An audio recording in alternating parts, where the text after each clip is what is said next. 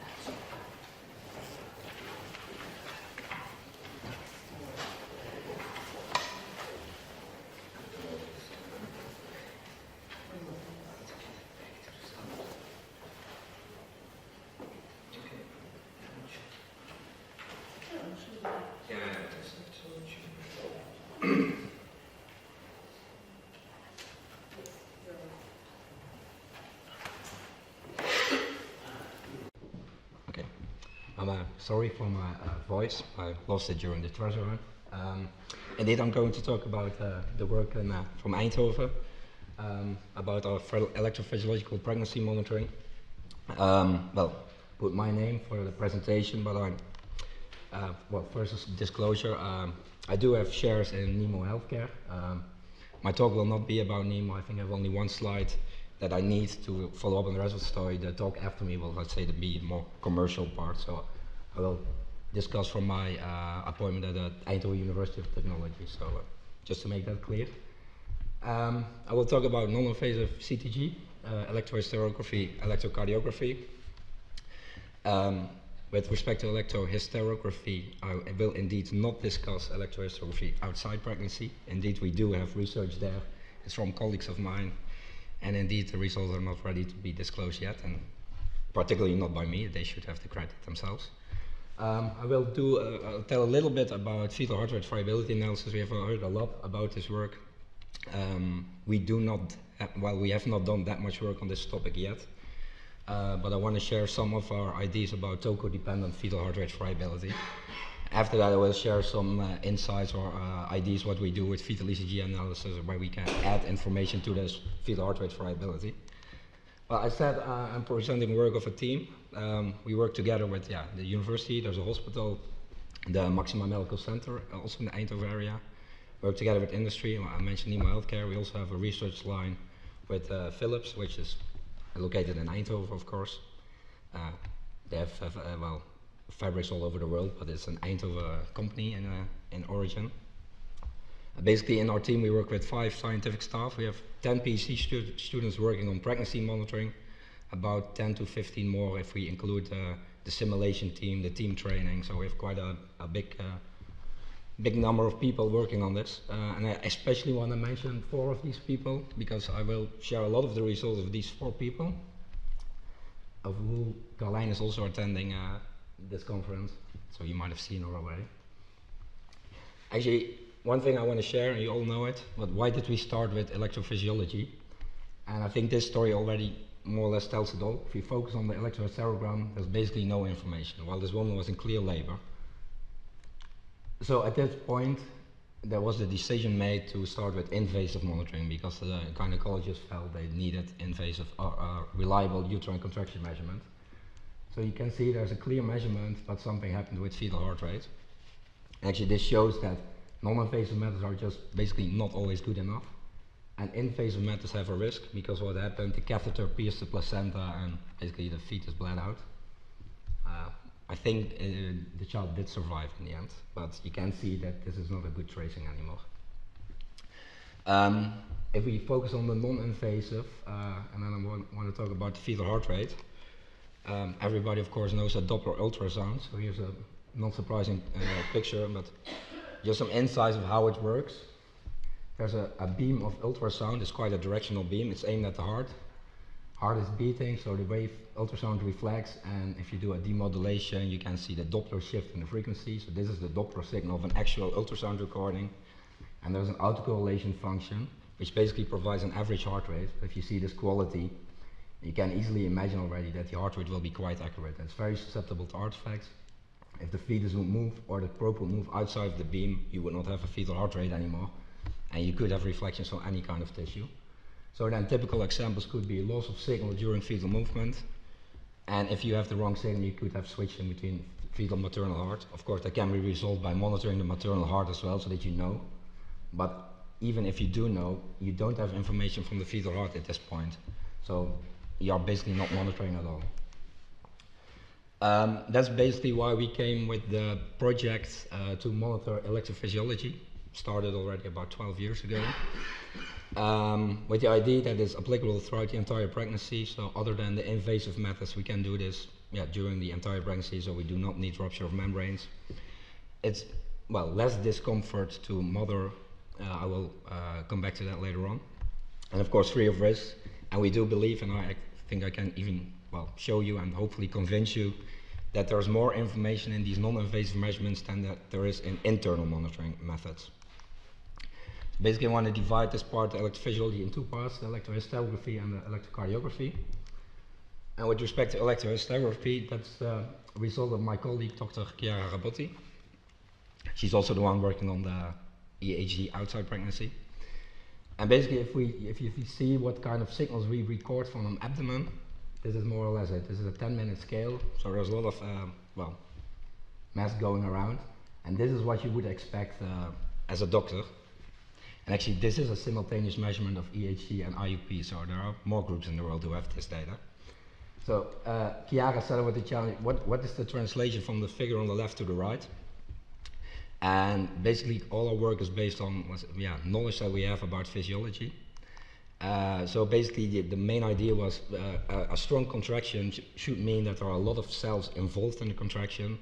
So more or less the energy in the signal should be large. But also cells should recruit each other relatively fast to really build up pressure. So also the fiber conduction velocity should play a role. And she combined these two phenomena into features, and based on that came up with a, say, translation or transfer function from left to right. And here you can see a simultaneous plot where the blue is the intrauterine pressure and the green is the estimate of intrauterine pressure from the EHC signal. You can see with that amplitude is, well, not perfectly correlated, but the timing of the contractions is more or less perfect. Next slide is a NEMO slide, because let's say the problem with this method was that fundamentally there was quite a big delay in the signal, which means that if you would monitor on a bedside, the patient would feel a contraction, and maybe 1 minute later you would see it on the screen. So that's not really the intuitive way. And we more or less solved this problem. And I have a bedside monitor that's commercialized by Nemo. This is the earliest version. So it's more or less a TOCO transducer. So other than the TOCO dynamometer or the intrauterine pressure catheter, it's a EEG transducer. It links with a CTG device with different brands, so you can plug it in and it should work. And nowadays it looks a bit more fancy. It's a smaller electrode. The device also looks nicer. You cannot really see it anymore. More or less how it works, there's a raw EHG signal, this is the output of the system, and this is a simultaneously measured IUP signal. So you can see they're very much alike, aligned very well. And I have a few examples of how it works. So here you can see a patient during labor, so fetal heart rate tracing, and the TOCO, this is an external TOCO dynamometer, so you cannot see any contractions. At this point, the gynecologist decided to switch not to an IUP but to an EHC transducer, so the DEMO system, and you had well, I would say a perfect uterine activity tracing. Of course, we needed to validate this. So in the maximum medical center, there was the W3. W is, let's say, the Dutch word for uterine contraction. It's a W. And it's a simultaneous measurement of IUP, TOCO, and EHG. A study initially powered with about 100 inclusions, but at the midway intermittent evaluation, it already turned out there was already statistical significant difference. So the study was stopped after 48 pregnancies. And a few examples that I can show you. So here's the IUPC, this is the EHG signal, and here's the TOCO. But this is not even too bad TOCO. You can still see the contractions a little bit, although they are not that distinct. So this, all these methods with the EEG and the TOCO have been basically evaluated quantitatively with the IUPC as gold standard, and where the study showed that the EEG had a sensitivity of almost 90%, whereas the external TOCO dynamometer had 65% accuracy. We also did a subset study where we looked into the dependency with BMI. And what we could see and also expected that the EEG is not dependent on BMI because actually fat is a perfect electrical conductor. And the TOCO, as it is a mechanical transducer, well, it suffered from the mechanical damping of fat. So the sensitivity of the TOCO fell with higher BMI while the EEG remained about at the same level. As I said before, the idea was that it would be less discomfortable to mother. So we actually, all the patients had all these devices, why not ask them what they like? And what turned out is 81% of them prefer the electrode patch over the other methods. Basically nobody liked these belts. I also remember from my wife when she was delivering, she really didn't like the belt. And I was constantly there repositioning it when it wasn't recording. The IUPC, it's, a lot of them, still seem to prefer it, although the doctors, at least in the Netherlands, do not agree with that. Going now, I've talked about the sensitivity and patient preference, but there's also, let's say, the preference from the doctors. So we had 6 observers, 2 gynecologists, 2 residents, 2 midwives. Each received 150 tracings. They didn't know for each tracing what it was, but it was EHE, IUPC, and TOCO. And they had to score them for interpretability, if it was a bad tracing, moderate, or good, in the sense of quality. So not in clinical outcome, just as the quality of the recording good. And what you can see that the IUPC, as expected, performed very well. TOCO actually performed quite bad. Only 25% was scored as good. A lot of them scored as bad, and the EEG, more or less, 2/3 of them was scored as good. Almost the rest, all the rest as moderate. I have a few clinical examples of the value of EHG during pregnancy or during monitoring. Because we did a lot of recordings, we managed to run into some clinical problems that might be interesting. So here was a patient, there was hardly any activity and suddenly really a burst of activity. You could imagine that this is, might be a large artifact, but actually that was I really have to look in my notes because it's a bit too medical for me. So this was a patient with, that had the classical signs of an abruption, and there was too much uterine activity, and there was after 15 minutes after this event there was an emergency cesarean section, and they showed indeed a total detachment of the placenta. Another example is here. I want to focus on this part because basically what you can see here, the baseline, actually our baseline recording is relatively accurate. So the baseline does not return to 0. Actually what that means is the uterus is really not relaxing. So there's constantly stimuli, or actually head compression or umbilical cord occlusion, I don't really know. But you can see it's a very long deceleration. And actually what the gynecologist did at this point based on this information is reduce oxytocin and give a bolus of Ritodrin. Probably that means a lot more to the doctors than to me, but the child recovered, and in the end a healthy vaginal delivery was performed. Vaginal delivery of a healthy child was performed. If I go more into the, let's say, the research on electrohysterography, what more can we do than just monitor contractions? So I'm discussing the work of Qrs Model. We have indeed in Eindhoven, we have used a lot of grids, as the previous presenter already said. One of them is a high density grid, so this is brown electrodes. You can see it here on the scale, it's a 3 centimeter by 3 centimeter, and contains 64 electrodes. And actually what we did is measure the electrohysterogram with each of these 64 electrodes, and if you look at this plot, so this is one column of the data, so this is 8 electrodes, and you see that there is a delay with respect to the electrodes, and basically from this you can determine the propagation velocity, so how is the activity of the uterine propagating over the uterine muscle. And it has been reported by Lukovnik in already 2011 that conduction velocity of the activity is a good predictor for the time till delivery. Actually in that publication it was mentioned that if you would combine this with peak spectral density you get an area under the curve of approaching 1. We did a similar research in our group. Actually we could not reproduce the results. Still not really know, we still don't really know why we couldn't reproduce what we did wrong or what we did different at least. But I do have some interesting movies to show what we can do with that 64 electrode grid. So this is again work from Qrs. What you can see here basically it's let's say an 8 by 8 grid, so it's interpolated over the grid. So that's more or less a continuous figure. And the color basically means the activity of each electrode, recorded by each electrode, with red a lot of activity and blue not so much. So I will start this movie, and it should work. Okay, what you can see here is basically there's activity, but there's not really a propagation of some activity over the uterine muscle. And actually, this was a patient not in labor, so it really took much longer than 7 days. I don't know exactly what the delivery time was, but there was no, let's say, real contraction.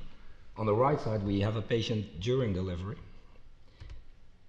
And you can actually see that there is a clear wave propagating over the muscle. It will drop down.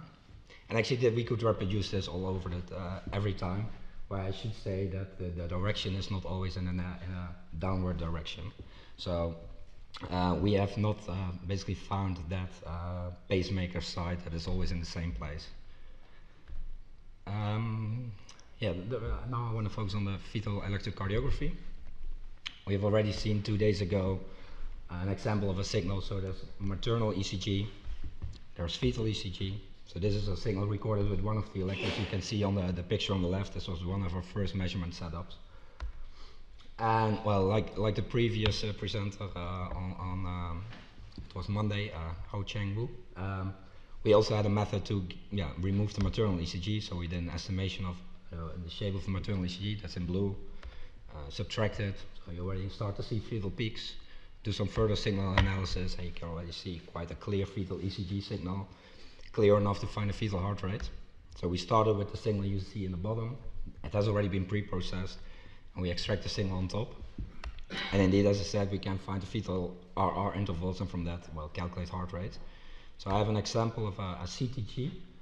It's based on non-invasive fetal electrocardiography. I will show it over time. And you will probably see there are a lot of outliers. You typically will not see that on a Doppler ultrasound recording because it's an average heart rate, so you will not see these. But they are in fact not really artifacts, because this was really a child with extrasystoles all over the place. It was 24 weeks, so probably it was just immaturity of the heart. Because in the end this child delivered without any of these extrasystoles anymore, so basically grew over it. I have to say the example that I showed now, so if I go back, this is still, I would say, a rather high quality recording. So here you can see the ECG, fetal ECG complexes. Sometimes we can see them much more clear.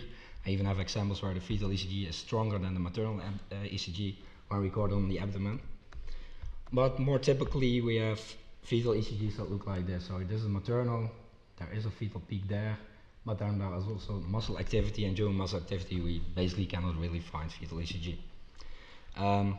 To complicate things, if you, for instance, would have a match filtering approach where you basically assume the shape of the QRS complex, you could enhance it. Problem with non-invasive fetal ECG recordings, of course, that we don't know how the fetal is oriented. So you can make a template QRS model, but for every pregnancy, every delivery can be different. And even during a pregnancy, during a recording, the child can move and the QRS will change shape. So basically we do not know what the QRS looks like a priori.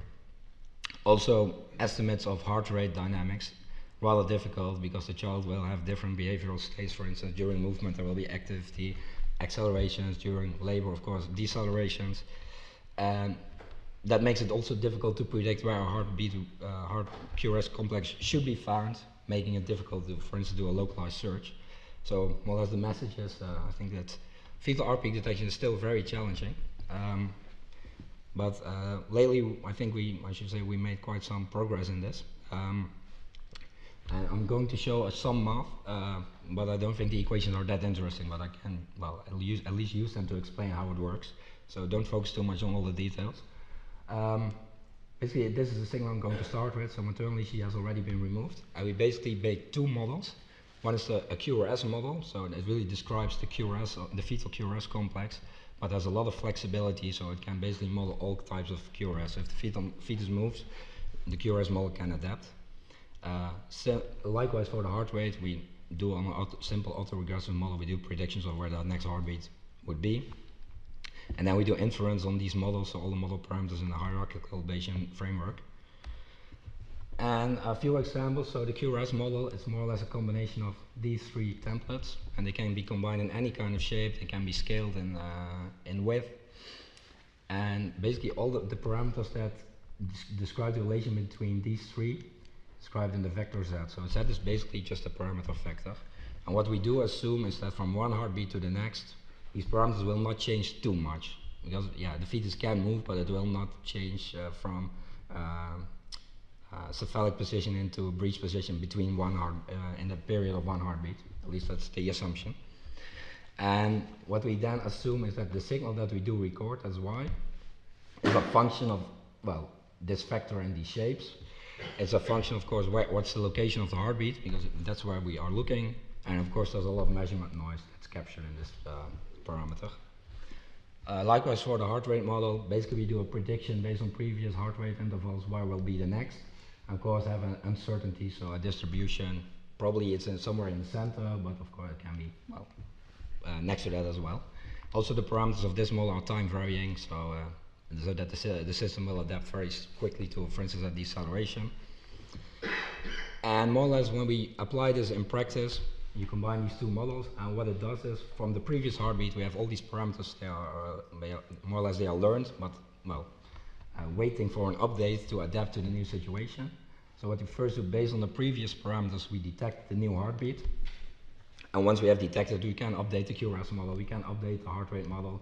And once we know that, we can also update our noise models, because yeah, noise is also very non-stationary, so it will change all the time. So we keep on updating everything. And for the engineers, it might be interesting to know that these models, for instance, the Qrs model, in the end it works as an extended Kalman filter. The heart rate model works as a Kalman filter, so they're both continuously updating parameters based on noise. So if there's, to explain more or less the concept, if there is a lot of noise, basically that means we do not really trust our new updates. So we put more weight to the previous predictions and do not update too much, so that we're not, yeah, basically you cannot make a too big mistake and then build up a cumulative error. In the end, we get such an equation, and from this we can derive the location of the next heartbeat. What more or less is the interesting thing is really a balance between these two models. So this is the heart rate model, this is the Qrs model, and based on the noise in each of these models, we do a prediction of where the next heartbeat is. How does that work in practice? Well, if we have a nice ECG signal, so this is a Qrs model, what you can see here that the combined probability distribution, so where the peak is basically where we think that the heart rate is, because that's the most probable location. This is really dominated by the Qrs model, because it has a really nice fit with the signal. On the right side is much lower quality. What you can see here that our heart rate model will dominate, so that will determine the position. You can think that, yeah, but if that heart rate model is relatively, yeah, it's a very simple model, so it's very inaccurate, you will probably make quite a big mistake here. Well, actually this is one channel of a multi-channel recording. Same channel as here, it's this one, but actually this was a real recording, so we also had a very good channel. And if you combine all of these, so we do not need to do channel selection anymore, we can combine them in a multi-channel approach, and I do multi-channel based probabilistic Qrs detection. So it was more or less a theoretical exercise, can we make this work?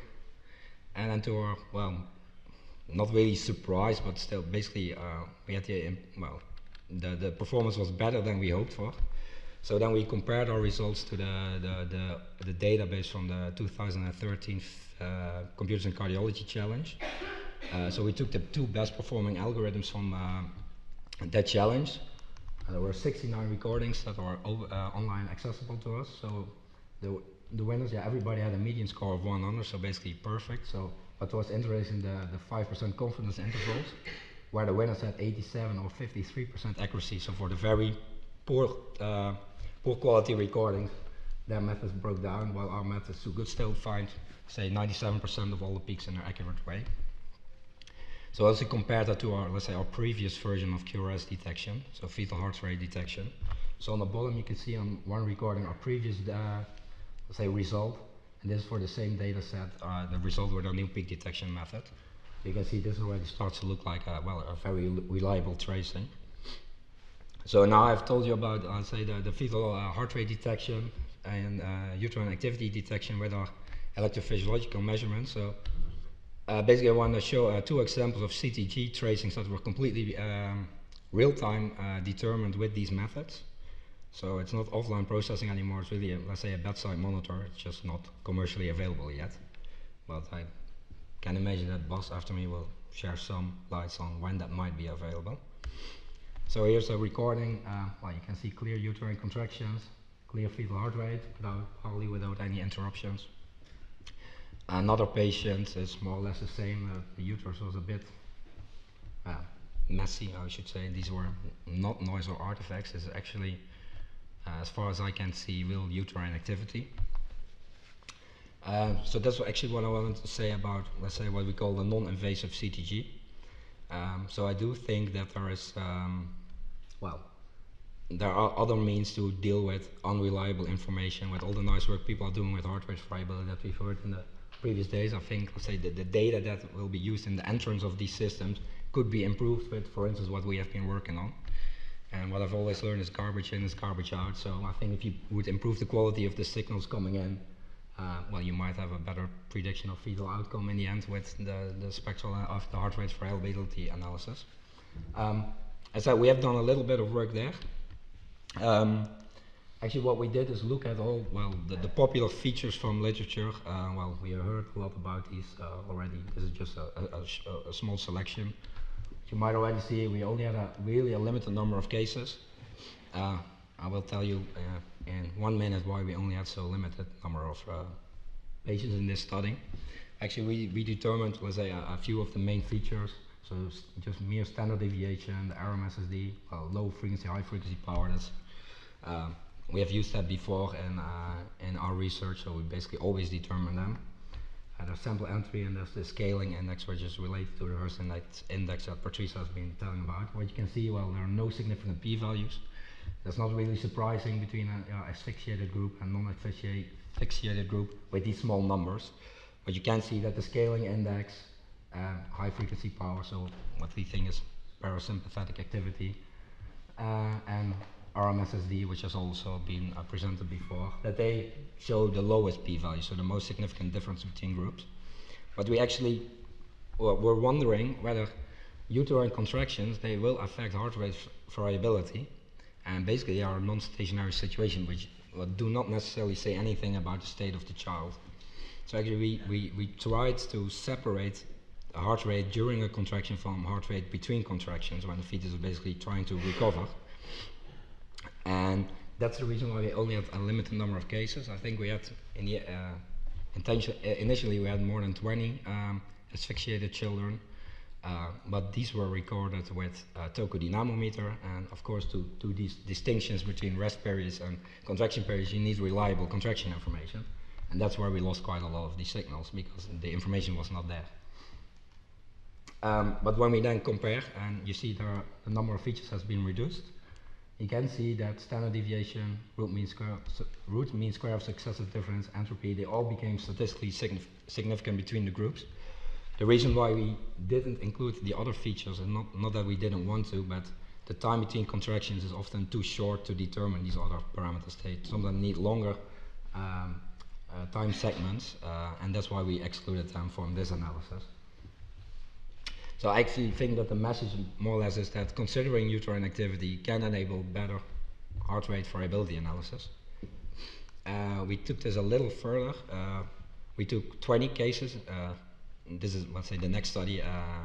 We had some discussions with other doctors and they were so kind to share some of their data with us. Now we have 20 cases. We matched them with 80 controls. They were matched for gestational age, for birth weight, for the type of medication, because that can affect heart rate variability. And we used two sets of features. One is just, let's say, the normal, the well-known features independent of uterine activity. And in the second set, we used exactly the same features, but extended the set with 12 features that were dependent on the heart rate, on the uterine activity.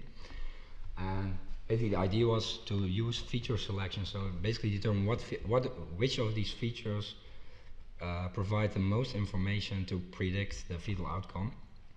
Or in this case, actually, to predict fetal pH. And I've learned that that's definitely not the same as the outcome. But the results are, well, more or less, well, surprising to me also. If in the cell 1 is total power, that's more or less standard deviation. So that feature was selected the most by the genetic algorithm. When we include the toco-dependent features, it became the standard variability actually between the contractions. That was the most important. And well, when I heard Barry talk on Monday, I actually thought that was exactly what he was saying, I think, because he said, well, if after the deceleration the fetus returns to normal baseline and normal variability, then everything should be fine. And more or less this parameter was, well, chosen maybe exactly in line with what he said.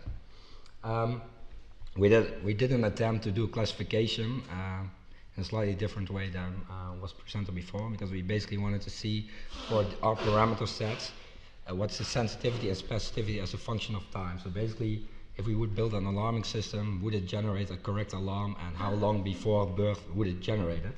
So what you can see is so the top line is the toco-dependent set, and you can see that I think at 20 minutes before birth, the sensitivity is about 70%. Specificity is about the same, so you see specificity is dropping because for the healthy cases, well, when birth is approaching, say the alarming mechanism would also generate false positives alarms there. So these numbers are not that different from what we heard in the CTG challenge yesterday. I would say unfortunately, but with a very limited set of features we used, I think there's quite a lot to gain there. So I hope that, well, let's say the take-home messages, I think we should not ignore uterine activity when we do fetal heart rate variability analysis. And that's something that I did not hear too much yesterday in the challenge. With respect to ECG, I want to show some of the, let's say, our attempts to use ECG for our diagnostic purposes. So basically try to add information where the information from the CG alone, well, does not provide conclusive data to make a conclusive decision. So also these approaches or our measurements have evolved. That we started with separate electrodes, so there were cables involved, and it was quite a hassle to place them all. So it's one electrode. Also, this is a previous version that has already changed to a new one. But it's basically one electrode with one patch, different electrodes placed on the abdomen. And indeed, like as I showed before, one of these electrodes can record one of these signals. But if we place more, we can record more ECG signals. And as you can see, the ECG, so it's the same grid, so they're plotted on the grid, that the ECG from the top is different than the ECG from the bottom. And as Han Cheng Wu already mentioned, basically the ECG can be considered as a projection of a three-dimensional activity that we refer to as the Effector Cardiogram. So on the green one is the Effector Cardiogram, so yeah, this is a two-dimensional plot, but it's three-dimensional electrical activity. And basically, if you would know the three-dimensional electrical activity of the heart, you could calculate the ECG and any lead factor. It's a bit of a simplification because it is a far-field approximation. I'd actually would say that for non-invasive fetal monitoring, that far-field approximation is actually what we are doing because we are not very close to the source with our measurements. So I think this is a valid model. But then if we do have the ECG and we know where we recorded it, so we can construct the lead factors, why not calculate the fetal vector cardiogram? So that's what we did. So we have the vector cardiogram. And then the idea was, can we then use the vector cardiogram, well, actually to make projections of the ECG that, for instance, resemble the scalp lead, so that we could do a non-invasive ST analysis, for instance. But then the first thing is, well, the problem is, basically here the same principle. So this is at some point during the cardiac cycle, the electrical field generated by the heart. So this is, well, a bunch of big errors, so that means, well, there's a lot of activity, so there's a depolarization of the ventricles. So again, basically, the ECG is the projection of this vector on the lead vectors. So for instance, if we would measure the ECG with the electrodes, in my example placed top down, we would measure a negative deflection. So the ECG would have a negative R peak. And on shoulder to shoulder direction, more or less, it would be, well, positive and slightly larger.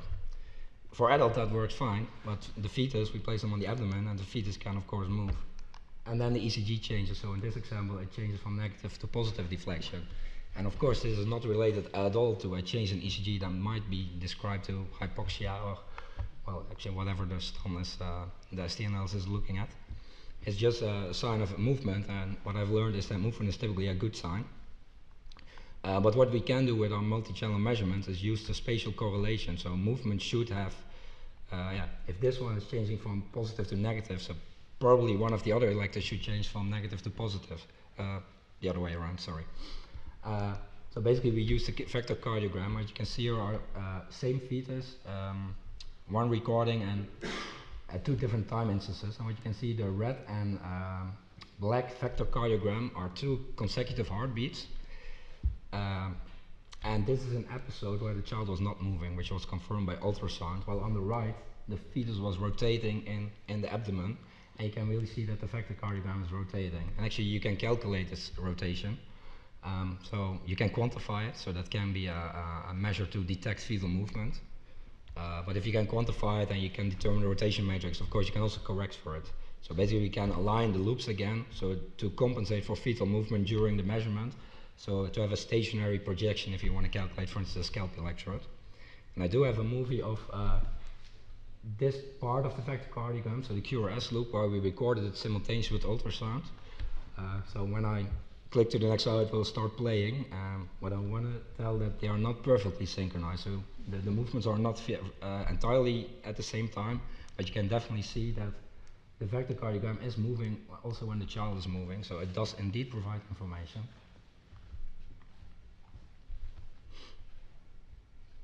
So I will let it play for a minute and I can rest my voice.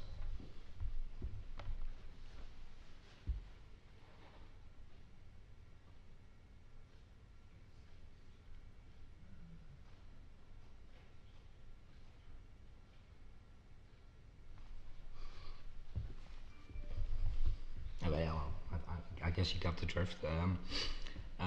Actually, but then our next step was if we can compensate for movement, so we have the Effector Cardiogram always basically with respect to the same reference frame.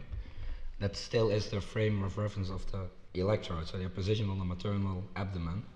But if we were doing that ultrasound, of course, it would not be too difficult to say how the fetal was oriented, so in what position it was. So if we can rotate the Effector Cardiogram to align with the previous, why not rotate it to align with the fetal frame of reference if we know what it is? So that was the next step. So we aligned the Effector Cardiogram with the fetal position. So this is more or less a real recorded Effector Cardiogram rotated to the fetal frame of reference. And then, for instance, we can project it onto the Eindhoven triangle and then calculate fetal Eindhoven leads of the ECG. So we did that, for instance, for a particular fetus. This was a fetus with a ventricular extrasystole. So you can see that this beat and this beat, it's a ventricle beat. So there was more or less a lucky or unlucky example. From research perspective, it was lucky. Possibly for the patient, it was not. But then we had the ID, and now I'm going to move a little bit away from interpartum, because the idea was, can we then use ECG to basically improve the screening rates for congenital heart disease with ultrasound?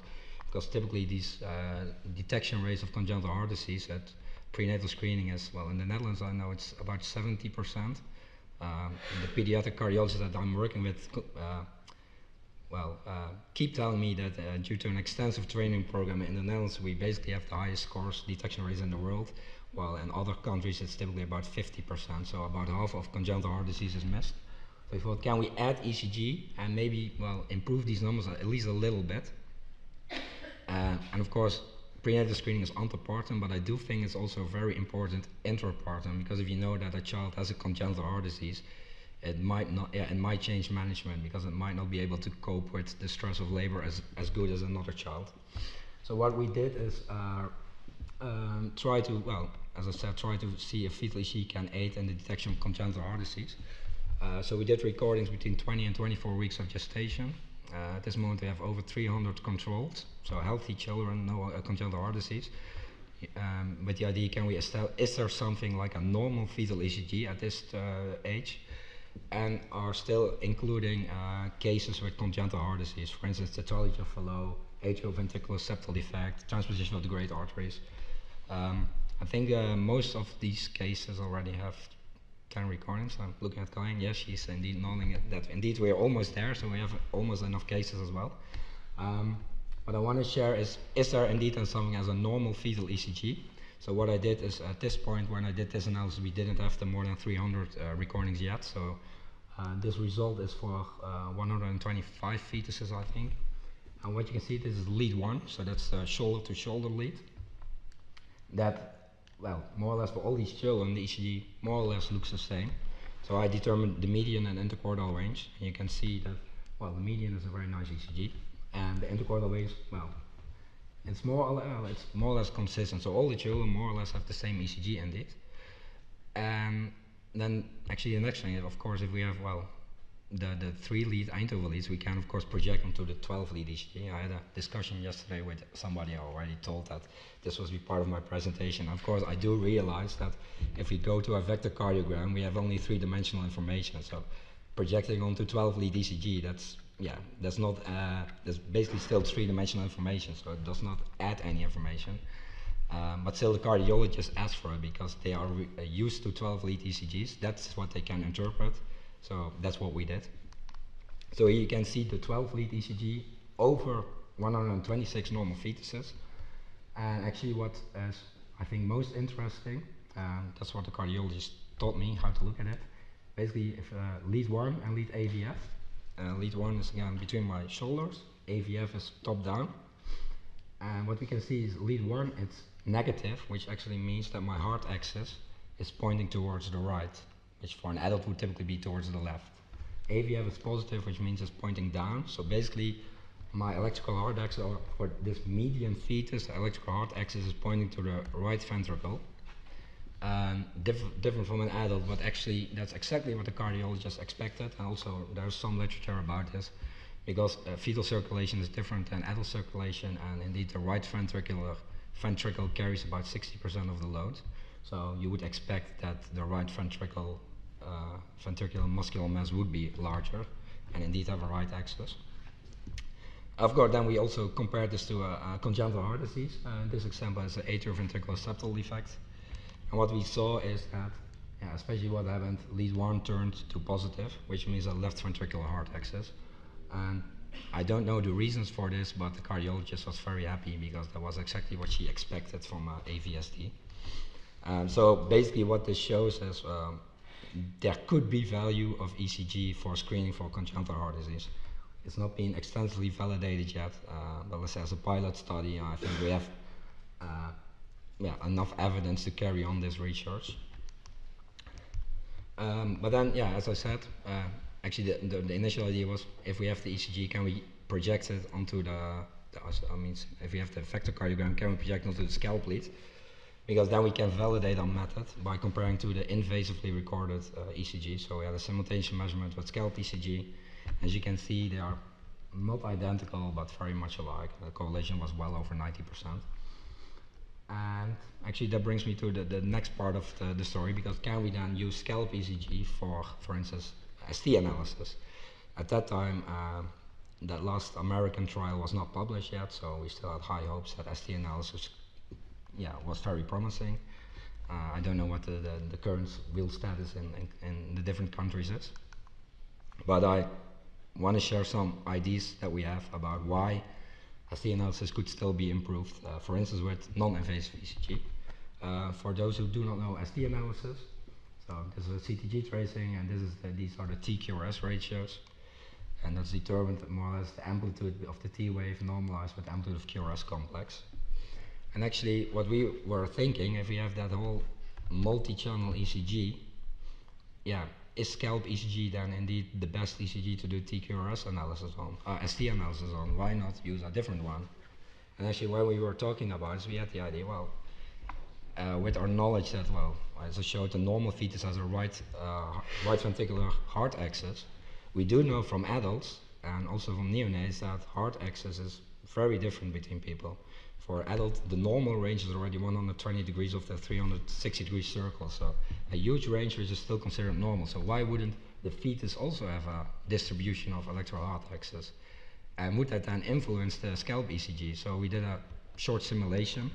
So this is a vector cardiogram, so it's a bit difficult to see, so it's in 3-dimensional space. And this is the QRS wave, and this is the T wave. So it's a loop, and if you calculate the ECG, so you project it onto a lead, in this case on the vertical lead, so the scalp lead, and then you get a scalp ECG. Actually, I made a small mistake, so this is totally inverted from what you would expect, but still principle of course holds. And then I did, basically model the effect. What happens then if the T wave would increase in amplitude, as was what I understood from literature would happen with, as well, let's say, why ST analysis should work. So the red one is basically the same blue wave, but then just amplitude scale. So it's in the same plane, only the amplitude has been increased. And then you can see that the T wave indeed increases. And this is a rise of 0.04. STAN typically gives an alarm if the rise is above 0.05. So what we then did, okay, but what if you have exactly the same Effector Cardiogram, but this child would have a rotation of the electrical heart axis by only 10 degrees. So I already said 120 degree range is considered normal in adults. So I think it's safe to say that 10 degrees rotation would be considered still normal in fetuses. And actually we did a study where we measured the orientation of electrical heart axis and a number of fetuses, and we showed indeed that there was quite a lot of spread between them. And we can again calculate scalp ECG, have the same T wave increase, and we can see a rise of 0.06, and that would generate an ST event. So then the idea was, well, so apparently what we thought is electrical heart axis could affect the chance of getting an ST event. So then our hypothesis, I think it will take me a while to get there, that indeed the amount of rise depends on the ECG lead, and it also depends on the orientation of the electrical heart axis with respect to that lead. So we have the scalp lead, so we want to know, yeah, the orientation of the heart axis with respect to that lead. Some information how the STAN works. I already said it. It gives an event when the TQRS ratio exceeds a baseline by at least 0.05 for 10 minutes. And our hypothesis is that the orientation of the electrical heart axis affects the baseline. It also affects the amount of elevation, and if it affects the baseline and the elevation but does not affect them both in exactly the same way, then it will affect this number of 0.05 basically, so it will affect the chance of receiving an ST event.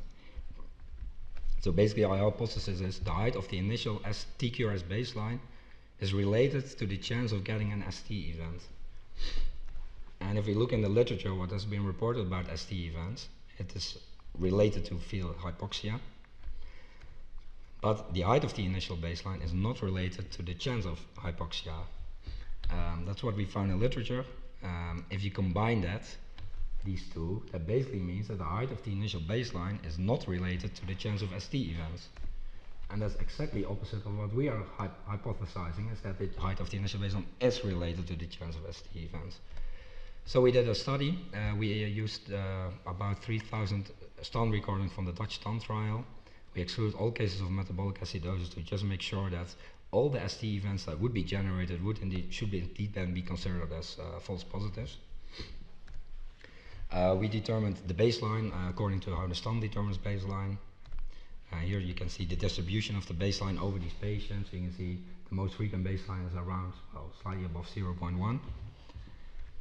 And we counted for every recording the number of ST alarms, so basically to get a probability of receiving an ST event.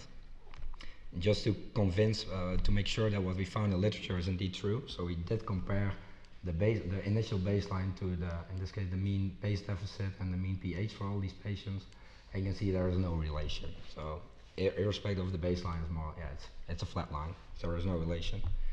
And that's not the same for the ST events. What you can indeed see from our analysis that if the baseline is increasing, the initial baseline, there are more ST events generated in these recordings. So indeed, I think that there could be some truth in our hypothesis that indeed the variation in electrical heart axis is not properly accounted for in ST analysis as it is used in clinical practice today. So we had, based on the same data, so it's really still the scalp ECG data, we had the idea, can we then compensate a little more than what STAN did for the orientation of the electrical heart axis. So this is again the same plot, you saw them before. So the rise on this side is below 0.05, here is higher. But why look at the absolute rise, why not for instance look at percentual rise? And you can see for both of them, the rise is above 70%, so why not use that as a cutoff value? So that's what we did in a really small group, so we only had 20 recordings, 10 with a low pH, 10 with a very high pH, just to make the distinction between the groups very clear, so that if it would not work here, well, it would probably also not work if we would include all the patients. So we compared the regular ST alarms with the ones with our 70% cutoff. For this part, we did not include CTG classification, just really to see is there some truth in ST events. And for this group, the regular standard, conventional standard had a sensitivity of 90%, specificity of 40%. That's also what I heard from gynecologists, what they know from practice. There are a lot of false events.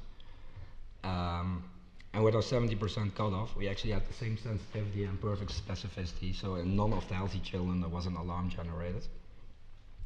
But then, of course, there was some criticism that the STAN guidelines already say that you should include CGG classification. Well, I think if the ST event is indeed as promising as hoped for, why would you then rely on CGG classification? What you already saw yesterday, there was a lot of debate and these critical tracings and variability between the different observers. Okay, so if not everybody agrees, why then base your decision again on CTG classification? But of course we did include it, and that did change the numbers for the regular conventional standard bit, so the sensitivity went down, but specificity went up both to 70%. For our alarms, of course, we did not include CTG classification. We basically trusted on our mechanism.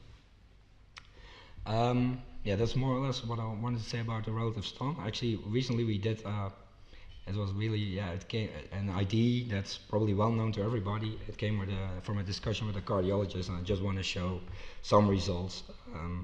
Don't even know if it's really appropriate for fetal monitoring. But if we look at Eindhoven, so not Eindhoven where we are from, but the Dutchman Eindhoven who invented ECG, probably everybody has seen these figures. So if I would stand here with the electrodes on my wrist, I would record the ECG. Actually, maybe a question, maybe a nice anecdote. We once had a student who's now a clinical expert or a medical professional, who really believed that if I would measure on my wrist with an ECG and I would lift my arm, that my ECG would change. And of course, I did not agree, because the conduction would go through my arm and not through the air. And of course, we could not convince him. In the end, we did an experiment, and then he indeed saw that that's indeed correct. But then the question actually came, but what if I were not doing this here in air, but if I were, for instance, lying in the sea, where the salty seawater can be a conductor, let's say, like amniotic fluid. So we actually put a person in a bathtub with salty water, where we basically made the concentration of the salt to mimic the electrical conductivity of amniotic fluid. And I do know if you place a scalp electrode, probably the amniotic fluid will flow away, but still there are maternal tissues that can also conduct. So is there the possibility of extracorporeal conduction in the fetus? So we placed electrodes on the scalp, really in extreme places, and then had a protocol where also the head was rotated, for instance, like the rotation of a child when it passes through the birth canal. And what you can see between these positions, well, on the front to back with the chin to the left shoulder, the TQRS ratio is the same, but with the head deflected, there's already quite a big difference. And if we place the electrode on the back of the head, slightly off center, you can even see that rotating that will already generate a difference of 0.05, which could trigger an event. Also, if you would compare top to down, for the red one, so on the back of the head, just this small displacement from here to there changes, for instance, for this already the TQRS, let's say the baseline from 0.12 to 0.11. Okay, that's a very small difference, but what I showed you before, the height of the baseline is related to the chance of getting an ST event. So also where you place the electrode, and of course that assumes that indeed the fetus is still covered in a conductive medium, but where you place the electrode does affect the TQRS baseline and then does affect the chance of getting an ST event. So not only does the position of the electrode matter, but also rotations of the head, for instance, when the child passes through the birth canal, they matter. They can generate an alarm, which of course should not be clinically significant. So I think our first attempt with a relative ST analysis with 70% can be a surrogate solution for the time being. But I actually do believe that the real solution might be in the multi-channel ECG, because we can, of course, then if the child is moving, correct for it. We can rotate the Effector Cardiogram and keep projecting onto the same plane. So to conclude, I think with electrophysiology we can provide an accurate method for monitoring uterine activity. And it does have the potential, and it carries more information, so it has the potential for predicting the time till delivery or diagnosing complications. That's the rupture that the app rupture that I showed. Well, it's also relevant information. If you have reliable information, you can include it in fetal heart rate variability analysis, and I do think there is relevance in that.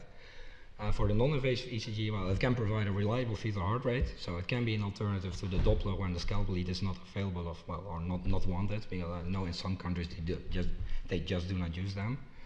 ECG can also enable interpartum and antepartum analysis of the ECG, waveform, for instance, ST analysis, but also congenital heart disease screening. And I do think that it can provide more and better information than the scalp ECG. And my last slide is 2 photographs of the Queen of the Netherlands, who already on 2 occasions, well, was more or less impressed by the work we're doing in our team. So I wanted to conclude with these figures, and thank you for the attention.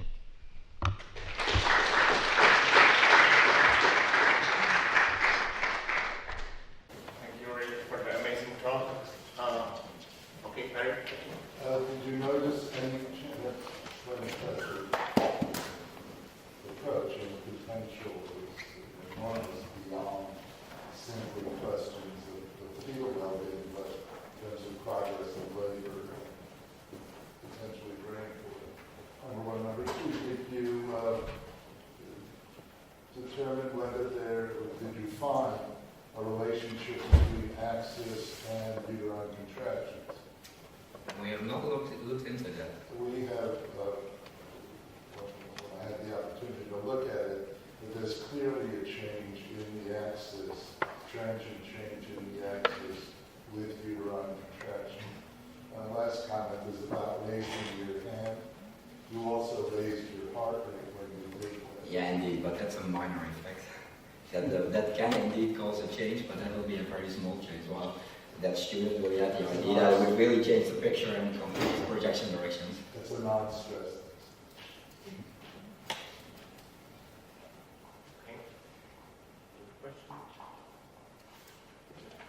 Thanks for the nice talk. I have a lot of questions, so I will keep only one. So my only question is, you reconstruct the 12-lead ECG, and you showed data from 20 to 24. Yeah. You talked about ST elevation, and the analysis is interpartum. So I was stuck in a literature that was saying that the propagation of the signal after given gestational week is not the same as before. Yeah. So I would like to comment on. Yeah, no, that is indeed entirely true. Indeed, there is some literature that indeed suggests that until development of the variance gaseosa, you could safely assume the conduction to be uniform, so then indeed you can do Effector Cardiogram. When the variance gaseosa appears, and especially when gaps appear, it's a non-uniform propagation. So the volume conductor is no longer uniform, and then indeed you can prefer the conduction path. This Effector Cardiogram will not always work, and indeed I've tried it, and sometimes you really see that it's basically no longer in a 3-dimensional plane, but it's in a 2-dimensional plane because you lost some information. But of course, that limits the possibilities of, let's say, really projecting into a scalp lead. But I think if you have Effector Cardiogram, because that volume conductor, unless a fetal rotation, but typically they will not move that much anymore as far as I've been told during labor. They will pass through the birth canal, but they will not do large rotations anymore. And I think that you can still keep projecting onto the same lead, and I'm basically correct for movements of the maternal abdomen, movement of the electrode, and then still have, let's say, a movement-independent projection where you can, for instance, do ST monitoring on. But I have to say that we have not done these projections during a long time during labor yet.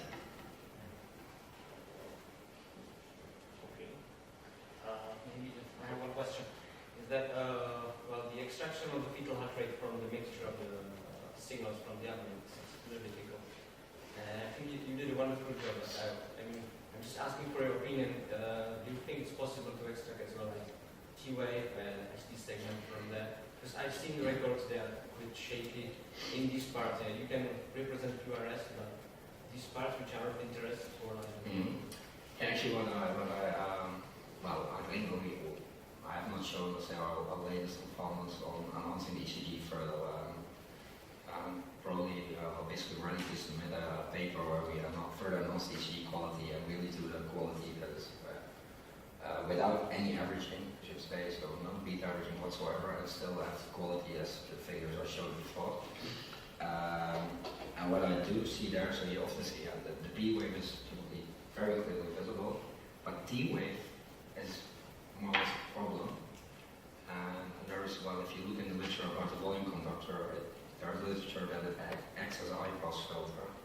And of course the T wave is the lowest frequency part of TCG, so it will be suppressed a little bit.